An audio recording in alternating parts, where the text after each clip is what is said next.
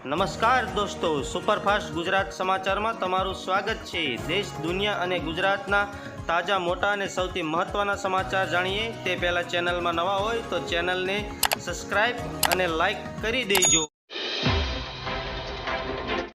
નમસ્કાર મિત્રો, કમોસમી વરસાદની આગાહી વચ્ચે રાજ્યના વાતાવરણમાં પલટાયું છે। દ્વારકામાં ભર શિયાળે માવઠાનો પ્રકોપ જોવા મળ્યો છે। દ્વારકાના કલ્યાણપુર પંથકમાં ગામડાઓના ગાજવીજ સાથે કમોસમી વરસાદ તૂટી પડ્યો છે। ત્યારે ગુજરાતમાં હવામાન શાસ્ત્રી અંબાલાલ પટેલ દ્વારા એક આગાહી કરવામાં આવી છે। એક સાયક્લોન સર્ક્યુલેશન રાજસ્થાનમાં સક્રિય થતાં એટલે દેશના ઉત્તર પર્વતોમાં કમોસમી વરસાદ થવાની આગાહી કરી છે। પશ્ચિમ સૌરાષ્ટ્રમાં પણ વરસાદી માહોલ રહી શકે છે। રાજસ્થાન અને ગુજરાતના કેટલાક ભાગોમાં કમોસમી વરસાદ પડી શકે છે। ફટાફટ બીજા સમાચારની વાત કરીએ તો ગુજરાતમાં સરકારે દારૂ પર પ્રતિબંધ મૂક્યો છે। ત્યારે પાટનગરમાં એક વિસ્તારમાં દારૂને છૂટ આપવાના સમાચાર સામે આવી રહ્યા છે। મળતી માહિતી પ્રમાણે સરકારે ગાંધીનગરમાં આવેલી ગિફ્ટ સિટીમાં દારૂબંધીની પરવાનગી અવળી કરી છે। સરકારે પ્રેસ નોટ જાહેર કરીને માહિતી આપી છે કે ગુજરાતમાં ઇન્ટરનેશનલ ફાઇનાન્સ ટેક સિટીના ગ્લોબલ ફાઇનાન્શિયલ અને ટેકનોલોજીનો હબ છે। ત્યારે ગિફ્ટ સિટીમાં સ્થપાયેલી આંતરરાષ્ટ્રીય અને રાષ્ટ્રીય સ્તરની કંપની માટે ગ્લોબલ બિઝનેસ ઇકોનોમી પ્રોવાઇડ કરવાના હેતુથી સમગ્ર ગિફ્ટ સિટી વિસ્તારમાં વાઇલ્ડ એન્ડ ડાયટ ફેસિલિટી ઉપલબ્ધ કરવા માટે પ્રોત્સાહન નિયમોને ફેરફાર કરવા માટે ઉચ્ચ કક્ષાએ નિર્ણય લેવામાં આવ્યો છે। ફટાફટ બીજા સમાચારની વાત કરીએ તો રાજ્યમાં ફરી કમોસમી વરસાદની આગાહી કરવામાં આવી છે।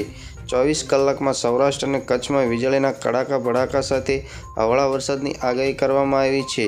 હવામાન વિભાગ જણાવ્યા અનુસાર રાજ્યમાં 24 કલાકમાં કચ્છ અને સૌરાષ્ટ્રના કેટલાક વિસ્તારોમાં વરસાદી માહોલ જોવા મળી શકે છે, જેની સાથે જ ખેડૂતોની પણ ચિંતામાં વધારો થઈ શકે છે। આ સાથે જ દક્ષિણ ગુજરાતમાં વરસાદની આગાહી કરવામાં આવી છે।